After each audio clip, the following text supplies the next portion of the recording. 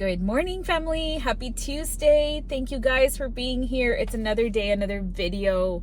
The sun is like right in my face, so if it gets all crazy, I'm gonna have to put this little thing down. But yeah, first of all, before I even get started on today's video, because I am excited to put this word out, I just want to really, I'm really thankful for being able to do this with you guys. I reflect on it and I'm like, you know what, like all I needed to do in order for all of this to happen is I just needed to say yes, and I just needed to step out in faith.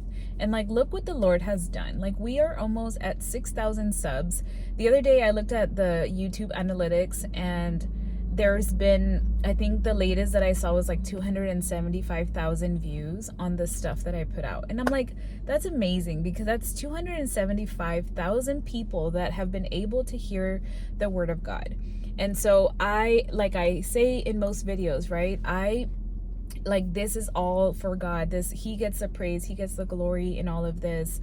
I am just a vessel of his word, and I'm just excited that people are tuning in to be able to hear from God, because that's truly what I believe that he is doing, that he is speaking through me to get you a message.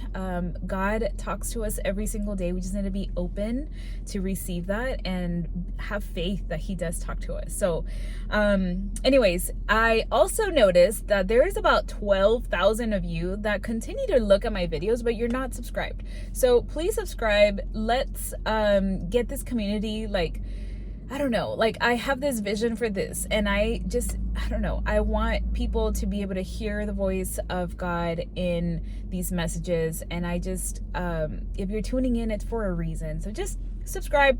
Okay. And then, let's get into today's word.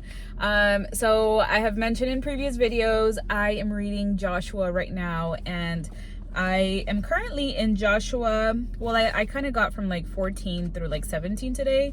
But the main message that I really got today was in Joshua 14, and 14, about verse 5 through 12 or so. So now basically what's happened is that Joshua has led the Israelites into the land of Canaan, right? They're in the promised land now. They have been at it in war basically for 7 years. They have had to conquer the land. These cities had their own kings and their own people, and through the Lord's guidance, they have been able to conquer these people, these towns, these kings, these huge armies, because the Lord has been with them the entire time. And even in the beginning, where they were a little bit too I got this, God, we don't need you. They stumbled, they fell, and they were not successful. But it was a learning lesson for them to remember that in everything that we do, we need to come to God first. And I think that definitely speaks to a lot of us. We definitely do that all the time, where we are like, hey, I just got this blessing from God, and you're all excited, wow, and then all of a sudden you forget about God, and the next thing that happens, you're like, oh, I got this, I've done this before, and you go into it without God's guidance, without his help, and it's not as easy as we think, right? It's so much easier to fall when we're doing it alone, but so much easier to conquer the land when the Lord is with us, because he has gone before us, right?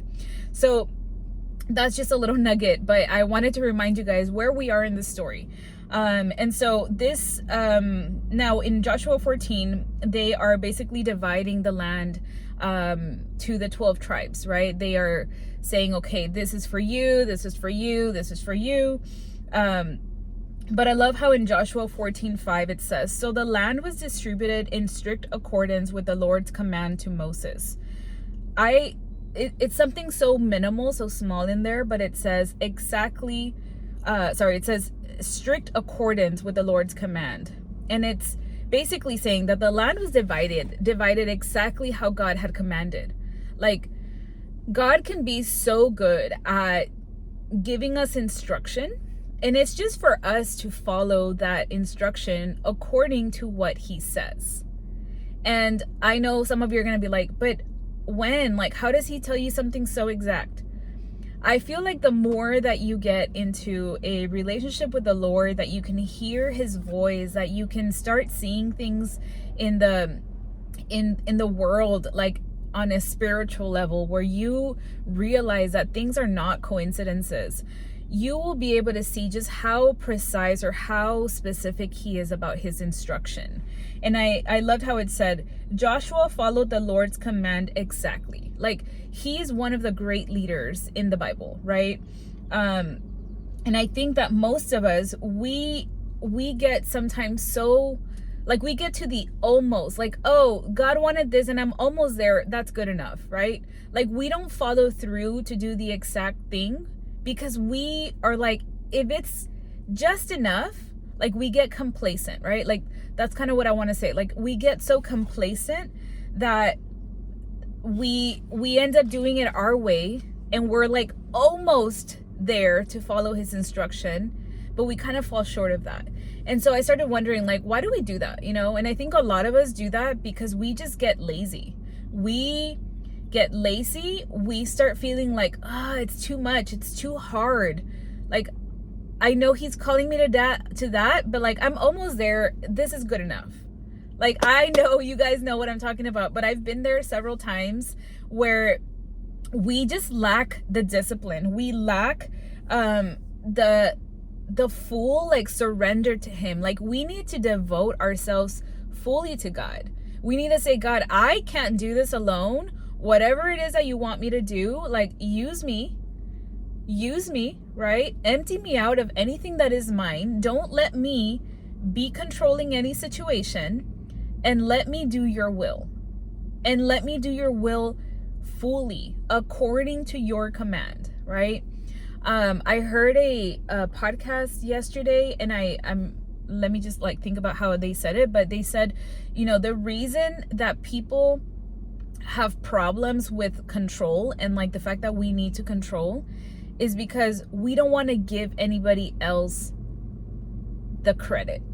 And it's so true. Like, I started thinking, like, man, how many times, like, in my selfishness have I been wanting to be like, no, but I did that.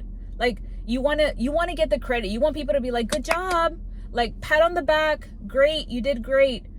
And it's like, we should be people that do things even when they don't make sense, even when they're hard. We must fully obey the direction and the command that the Lord is giving us, so that he gets the glory. That is full surrender. Like, that is you giving up full control, being like, God, I can't do it on my own. He gives us instruction. We follow through. It becomes such a, like, wow, I don't know how she did it. Like, how did she do that? How did she go from there to there? How did she accomplish that? People are going to look and they're going to wonder, and then God gets the glory when that happens.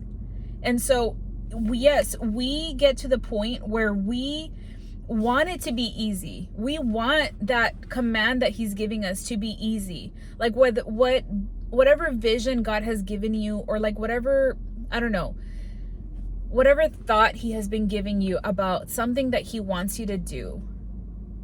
I know that it sounds big. I know that it sounds impossible. And I know, because I feel that right now. Like, there are things that I feel that God is calling me to do. And I'm like, God, but that's like too much. That's too big of a dream. And it's like, yeah, I know. Because you can't do this without help, without the right people, without the resources. And only I can do that for you. Only I will bring that to you. All I need is for you to surrender, submit your plans to the Lord, and then he will direct you. He will give you the steps. He will provide. He will give you the resources. He will stir the hearts of those that need to be helping you. He needs to bring the right people in your life. All he requires of us is for us to be like, God, I can't do it alone. Humble yourself in front of the Lord. Humble yourself and let him be the one who does all of it, so that when others look at your situation, at the thing that you did, at the thing that was accomplished, they're going to be like, wow. And God gets the glory. God will get the glory. Like, all of this stuff right now, like, I feel like on social media, it's just so easy to be like, well, look what I accomplished, right? Or somebody somebody has like success in their business, or they, blow up and they go viral and whatever. And it's like, it's so easy for people to take credit for that. And so we're very selfish in being like, oh yeah, that's what I did. That's what happens when you just put in the work and you got to hustle. And here's the thing, that whenever you're working for the Lord and you're in his will and you're allowing God to guide you, he will move you in a way that is like out of this world. Like, people will not understand how all of a sudden you went from 0 to 100. But the thing is that you're also not going to feel like you're hustling. You're going to be resting. Because when God moves you, you shouldn't be having to feel this like stress of like, oh, but I got to keep going and I got to get it. And like, that overwhelm is not something that the Lord wants you to feel. We need to take it at a slower pace, continue to walk hand in hand with him, and allow him to move us in a way that for the rest of the world, they're going to be like, wow, how did that person get from here to there? How did their business blow up? How did their ministry get like this? How are they able to do that? God gets the glory when things happen this way. And all he requires of us is for us to be obedient, to say yes when he's calling us, and for us to fully obey the commands that he gives us. Not to get to where it's like, I'm almost there, that's good enough. You guys know, you all know what I'm talking about. And then the other thing I wrote down is, hold on. Okay, yeah. So this is in Joshua. So in Joshua 18, now there's like 7 tribes left that are needing their land, right? And they have not been assigned. And instead of doing what the Lord instructed, which was like, the Lord basically says, like, whatever land has been given to you, go and conquer the land. Like, yes, there's going to be people there that you will have to fight, but I am with you. Remember that I am with you. I go before you, but you need to attack. You need to go and conquer the land. And so at the end, there's these 7 remaining tribes that have not received the land. And even though the Lord instructed to destroy the Canaanites, the 7 tribes decided to go the route of least resistance. And so this kind of goes back to this, like, I'm almost there. Like, that whole mentality is that some of us, we're just like, we're in a good thing and we're like seizing the moment of like, oh, this is pretty good, I'm fine here. But then we're not fully doing what the Lord is doing because we're lazy, because we're afraid to do what the Lord is calling us to do, to fully commit to that thing that he's telling us to do, and we just get complacent. It says the good things that the Lord has promised us are there waiting for us to step in faith and take possession of them. Like, there are so many blessings on the other side of being afraid. There's so many blessings on the other side of obedience that will be given to you. But yet too many of us stop short of fully doing it because we get lazy, because we're afraid, because we get complacent, because we rather just, I'd rather just be here. It already feels pretty good. I think this is good. And instead of doing it all with the Lord and just being obedient to the full instruction that he has given you. And I put, we tend to delay or procrastinate what seems overwhelming, difficult, or boring. Work we don't enjoy will require concentration, teamwork, time, encouragement, and accountability. I love that part because in whatever thing you're being called to do, but like, I feel it in my life, like right now, is that getting on social media, doing these videos, like, it requires work. It requires me setting time aside, like sacrificing time that I could be, doing something else, but I do it because I feel like the call in my life right now is to do this, is to be present, and to be able to give a word and encourage the church, right? Encourage other people to continue to like do the things that God is calling you to do. But it requires concentration. Like there's days that I'm like, okay, like yesterday, it was a very good day that I was like, you know what? I am on track. Like I have to be very intentional about my time, because if I'm not intentional, the enemy will come in and destroy that and distract that. And he will distract me to the point that I just completely lose track of time and end up doing other things. And then I tell myself, oh, I had a good busy day, when really the busyness is not actual obedience. It was just me being distracted. And so yesterday, and actually last week, I was thinking about that, and I was like, you know what? It's really easy for me to get distracted on the days that I'm off. And there are certain things that I need to focus on. I need to concentrate on, and I need to get it done, because I feel this urgency to get certain things done right now in my life.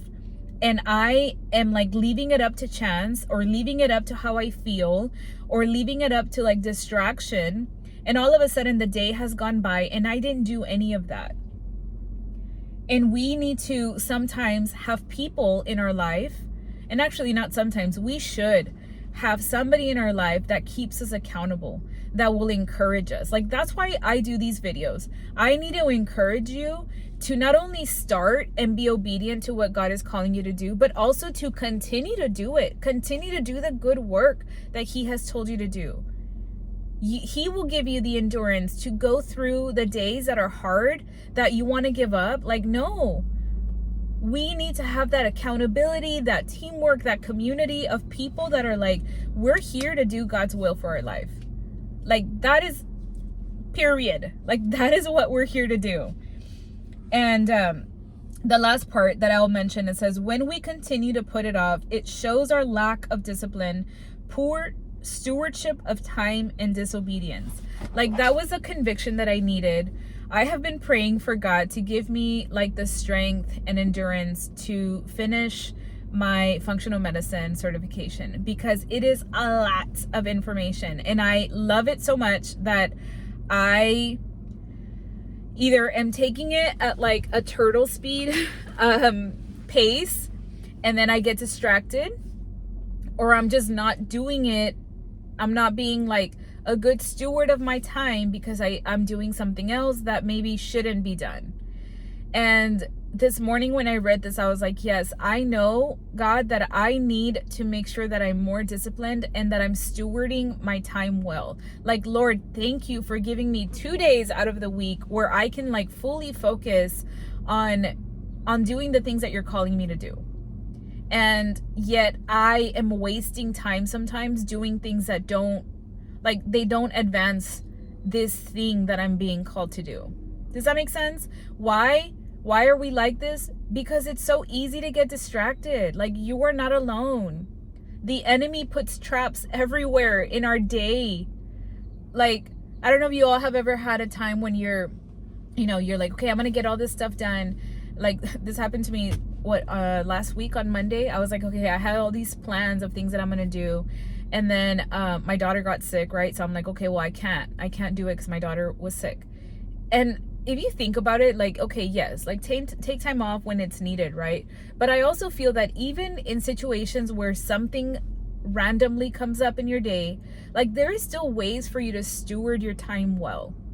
Like there was time in that day where I was like, you know what, like I know my daughter is here with me, but we're going to make the best of it. I'm going to spend time with her, make sure she's feeling well, but I'm still going to dedicate a certain amount of time to, number one, I still posted my video on YouTube, even though if you go back to last Monday's episode, there's like a million distractions in it, because it was like real life. Like it was just what was happening. And I fully believe that the enemy came in and try to get that video to not be posted. And the only reason I know that is because that video is actually performing really well. And I knew that it would be, because that type of stuff happens, that type of distraction happens when there is something on the other side of that work that you're doing. So I just want to encourage you today to don't get complacent. Like, if you have started the Lord's work and you are already saying yes to the things that he's calling you to do, like, do it fully. Like, commit to it, dedicate the time, be disciplined, and steward your time well, and just do it all the way through. Don't get to where it's just, I'm good right here. No, like, let's go. Do it. I have mentioned this in other videos, but there's other people's lives that are attached to your obedience. Like, I don't want to have to ever encounter somebody that didn't get to experience any of this that God has in store for them because I didn't do my job of doing the work that the Lord has told me to do. I don't want to have that regret. I don't want to be like, well, that person would have been saved if I, had encouraged them or talked to them about God, but I decided to sleep in. Nah, we're not doing that. So I hope this word encourages you as much as it encourages me. And I don't know, I just feel like, let's not be lazy. Let's have some discipline. Let's keep putting one foot in front of the other, and we can get it done. We'll see you guys tomorrow. Bye.